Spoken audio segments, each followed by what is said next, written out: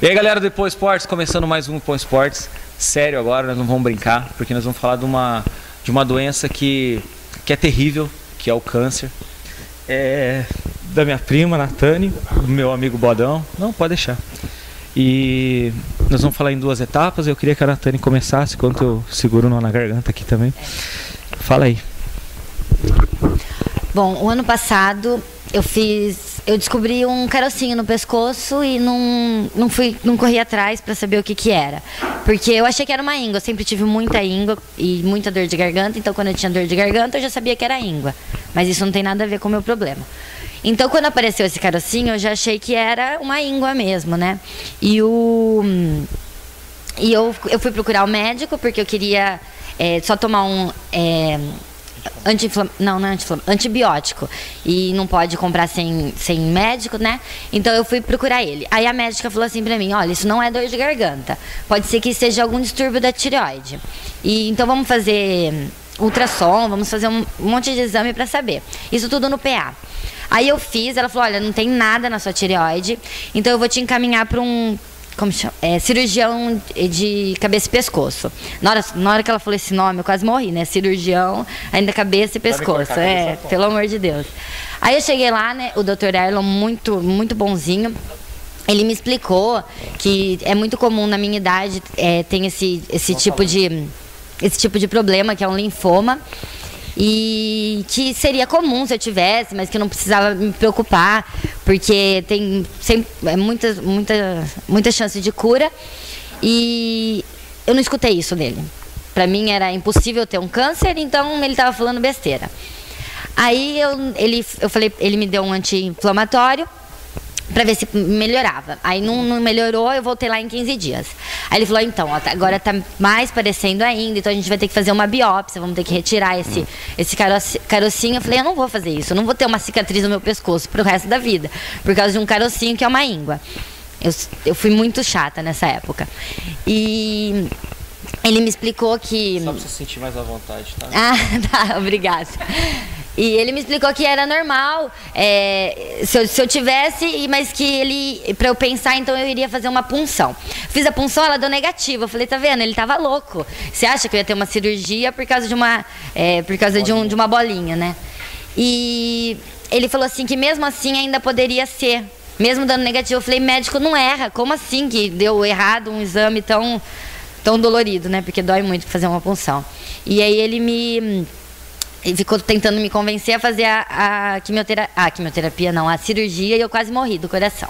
Mas eu falei que eu não ia fazer. Ele falou: então faz uns examinhos assim, só pra gente, pra se caso você decidir, a gente já tá tudo em mão. Aí quando eu fiz a tomografia, aí eu me desesperei, porque a bolinha que tava aqui tava totalmente no meu pescoço e no mediastino, né? Que eu acho que é entre o coração, o pulmão, entre esses órgãos aqui.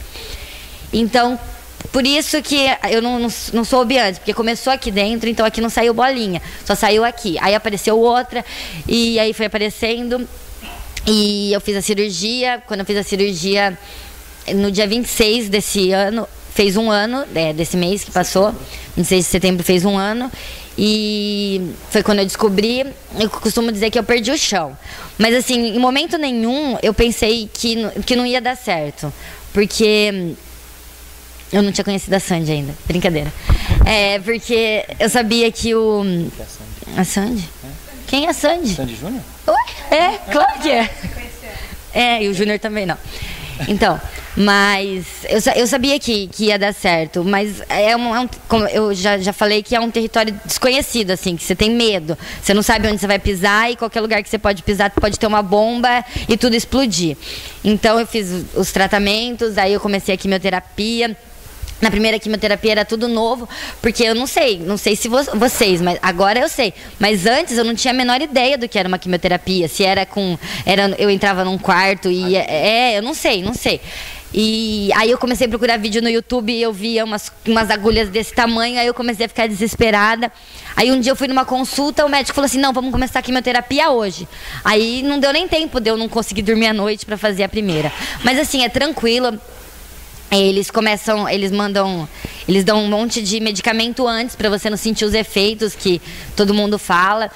Nas primeiras químios, eu achei que eu era imune à químio, assim, sabe? Porque eu não passava mal, eu não sentia nada. Mas eu fiz 12 químios, então, na hora que começou, eu acho que vai acumulando no organismo, eu não sei. Mas aí a gente vai passando mal. Mas uma coisa que eu aprendi... Na primeira quimio eu fiz, foi super tranquilo. Na segunda, eu cheguei lá, eu tava meio pra baixo. Assim, acho que foi o único momento que eu fiquei mal mesmo. Que eu cheguei, eu não queria conversar com ninguém, eu sou muito brincalhona. Eu me fechei, eu chorei a quimioterapia inteira. Não tinha nada que enfermeira, nada fizesse, porque minha mãe, ninguém. Eu só chorei essa quimio. E eu cheguei em casa, não queria conversar, eu dormi e... Foi difícil porque, não sei, eu acho que o psicológico afeta muito e eu me senti caindo num buraco, eu fiquei mal, foi a única vez que eu peguei gripe durante o tratamento. Então, aí depois disso eu falei, peraí, mas por que isso? A primeira quimio que eu fiz, eu não senti nada, é a mesma coisa, eram os mesmos remédios, a mesma clínica, o mesmo médico, tudo. E por que o que mudou? Aí o que tinha mudado era era minha maneira de ver. Então depois disso, eu nunca mais me deixei levar por essa tristeza de porque é comigo. Se isso está sendo comigo, em outro lugar está acontecendo com outras pessoas que podem estar pior que eu, entendeu? Então assim, você sempre tem que pensar que se você tem que acreditar que o Papai do Céu, eu gosto de falar Papai do Céu, que o Papai do Céu, ele sempre nunca vai te dar uma coisa maior do que você consegue carregar. E se ele te deu isso, e você acha que você não consegue, ele vai te dar munição para você vencer aquilo. Então, assim, ele colocou muitas pessoas na minha vida que me ajudaram, eu falo que carregaram o meu mundo quando eu não estava aguentando mais, e me fizeram levantar, sabe? Teve gente que me ligava depois das químios, assim, eu nem queria falar, eu era grossa, mas sempre continuavam me ligando, porque eles sabiam que a gente precisa, sabe? E uma coisa que eu gosto, nossa, que eu adoro falar, é que se você conhece alguém que tem esse problema, você não deixa ele sozinha, por mais que ela queira, a gente fica muito carente, sabe? A gente precisa, sabe, do apoio. E minha mãe, minha família, a Renatinha mesmo, iam fazer químio comigo, eles iam festa, assim, então... Todo mundo fica doente junto. É verdade, e assim, tem que fazer isso, tem que juntar com a pessoa, por mais que ela fique, a gente, não sei vocês, mas eu com uma gripe eu já fico carente, querendo, imagine assim, imagine com um negócio que você sabe que pode custar a sua vida, então tem que lutar mesmo com todas as forças. Planos pro futuro. Planos pro futuro. Planos pro futuro. Agora você tá nova. Zerada. Com certeza. Eu falo que agora tem 2 aniversários no ano e eu adoro ganhar presente, então eu quero ganhar 2 vezes no ano. Fala a data pro pessoal mandar pra você. Um aniversário é dia 13 de setembro e o outro no dia 10 de maio, que foi quando eu me curei. Então não esquece, pode mandar presente. E planos pro futuro, eu quero continuar sempre assim. Uma coisa que mudou depois disso, eu fiquei muito mais impulsiva. Eu sempre fui impulsiva. Isso não é muito bom. Impulsiva ou impulsiva? Impulsiva. Então, assim, depois que eu fiquei doente, eu quero fazer tudo agora, entende? Como se não existisse amanhã. E para algumas coisas isso é bom e para outras não é, né? Então, eu acho que eu quero viver o máximo que a vida tem para ser vivida. Esse é o plano. Beleza, galera. Um exemplo de vida. Agora vamos pro outro. Tiagão, e aí, velho? Como é que foi a sua história? Conta pra gente. Fica à vontade. Bom, cara, eu sempre gostei de esportes, né? E quando era novo comecei a praticar karatê, que foi uma coisa que novo eu quantos gostei. anos? Assim, tinha 8 anos 8 na anos. época. Comecei a praticar o karatê. Aí por volta dos 9 anos de idade, comecei a sentir uma dor muito forte no meu ombro direito, né? Escondi na época da minha mãe, que eu achei que era... Na época eu achava que ela ia brigar comigo, era um moleque ainda. Acabei escondendo. Até que chegou ao ponto que eu não conseguia mais. Muita dor, a dor era tanta, eu não consegui mais. Conversei com ela. Aí ela me levou no primeiro hospital. Aí eu fui medicado, me mandaram de volta para casa e nada. Aí meu ombro começou a inchar. E aí ela corria comigo de hospital em hospital e nada. Aí um médico mandou a gente para um hospital em Jundiaí na época. E lá foi onde foi diagnosticado, né? Eu tava com tumor no ombro direito. ele já tinha tomado conta de boa parte do meu ombro. E aí eu fiquei internado nesse hospital fazendo um tratamento durante mais ou menos uns 8 meses, né? Dentro do hospital? Dentro do hospital. E na mesma época meu irmão, que era recém-nascido, teve leucemia, ficou no mesmo hospital que eu. Poxa, minha mãe foi uma guerreira na época. A gente não pôde ficar no mesmo quarto, então ela tinha que ficar revezando. Ela ficava com meu irmão, quando ele dormia, ela ia pro quarto ficar comigo. E aí eu consegui melhorar, graças a Deus, meu irmão também.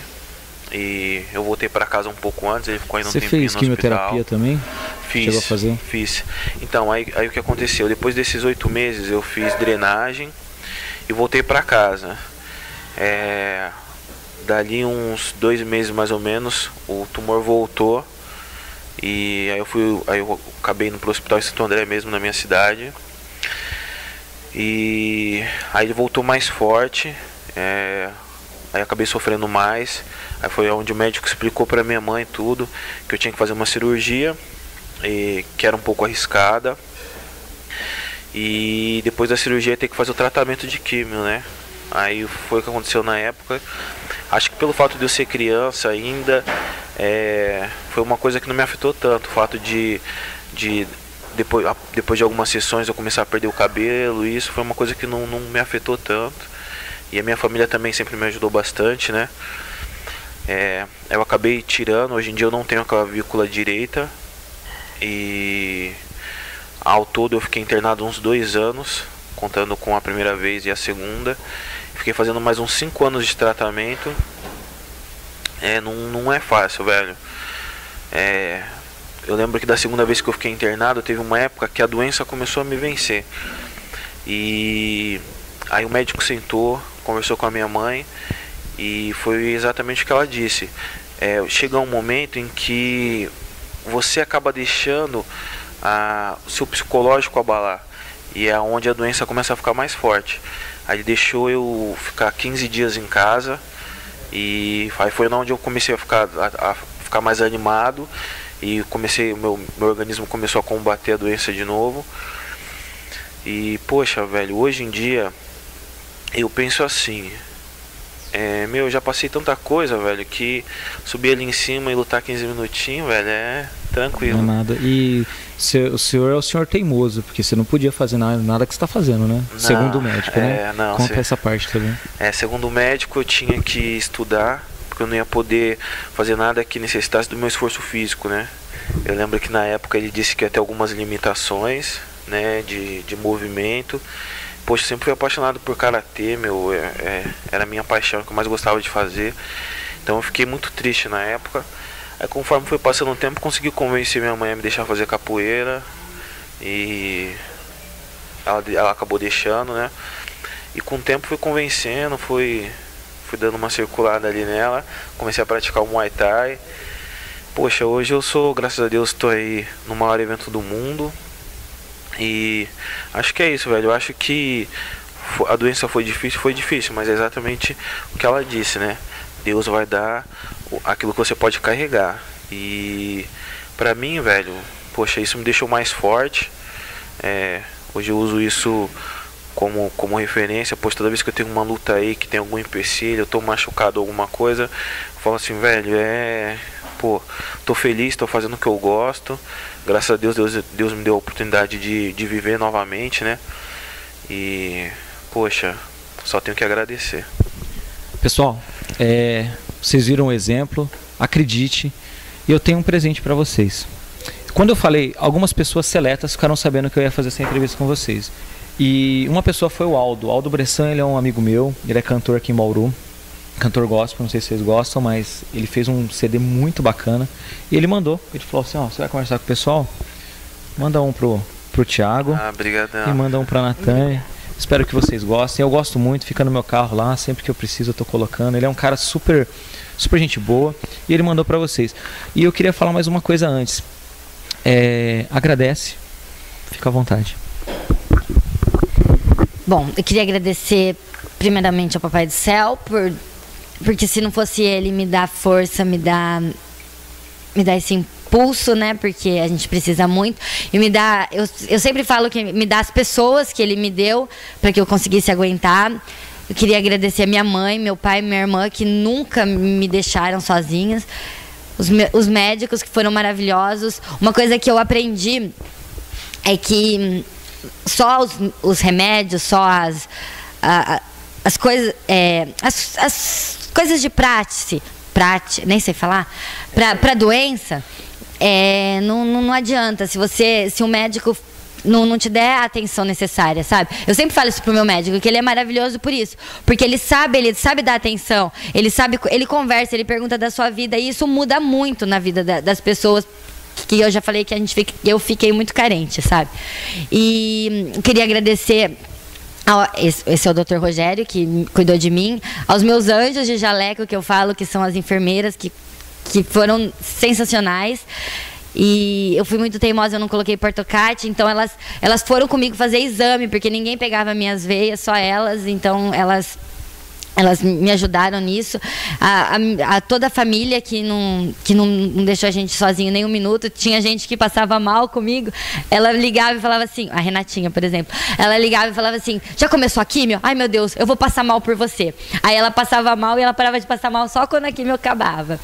E todo mundo que ajudou, que apoiou a gente, e os meus anjos que me carregaram no colo quando não dava mais certo.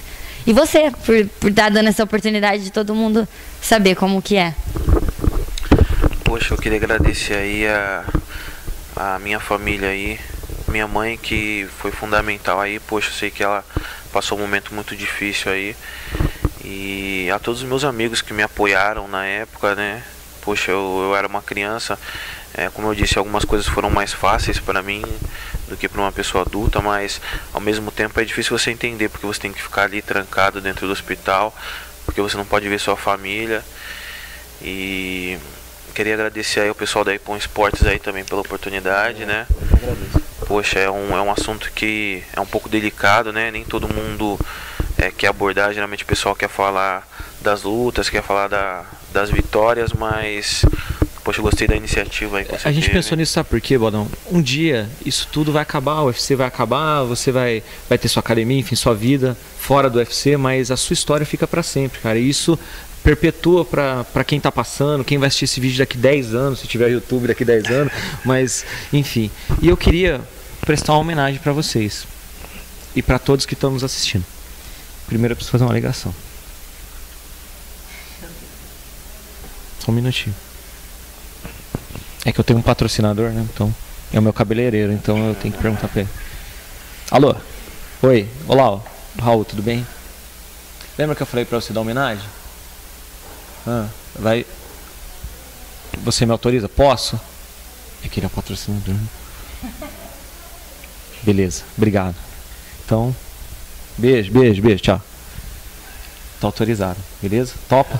Top. E em tom de homenagem? É muito legal. Então primeiro eu vou beijar a carequinha de vocês, que isso aí ficou... Ah, mas eu já não sou mais careca. Então a gente raspa de novo. Não. Galera, obrigado. Um abraço.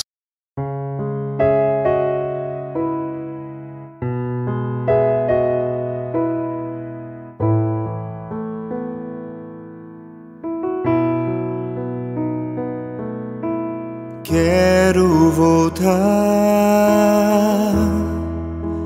aos primeiros dias contigo. Quero ouvir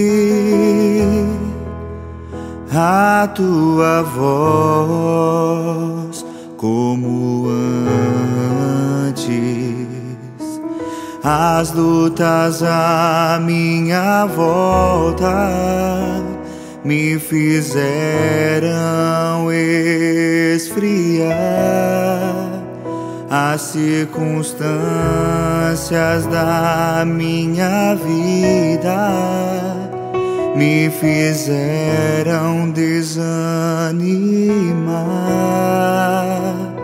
Muitas vezes eu quis voltar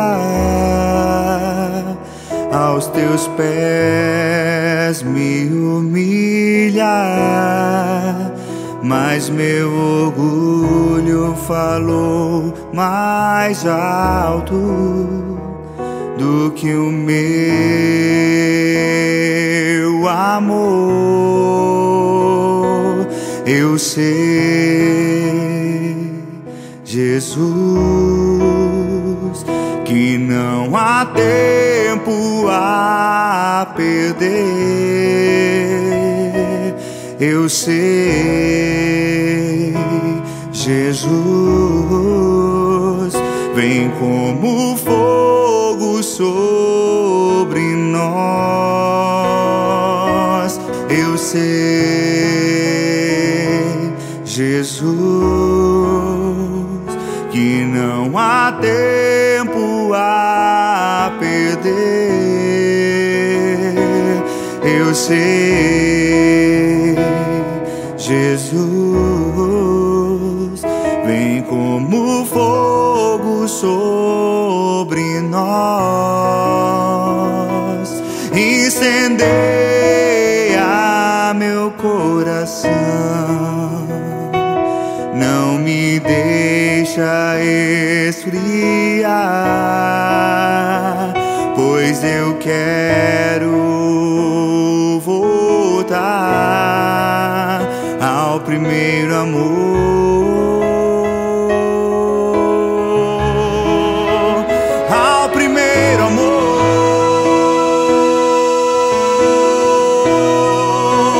a intimidade com o Senhor.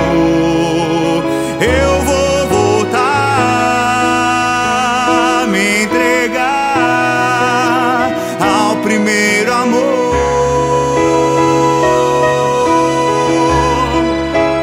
aos primeiros sonhos. Vou voltar onde o Senhor era tudo. Eu voltarei ao primeiro amor, aos primeiros sonhos no Senhor. Reacende em mim a chama da paixão. Reacende em mim o fogo de te amar. Eu voltarei ao primeiro amor, aos primeiros sonhos no Senhor. Voltarei aos primeiros dias, ao primeiro amor. Voltarei aos primeiros dias, ao primeiro amor. Pai, que possamos voltar aos tempos em que éramos ingênuos, aos primeiros dias quando nos conhecemos, os dias em que dissemos sim para o Senhor, os primeiros dias aonde tudo que era do mundo não nos corrompia,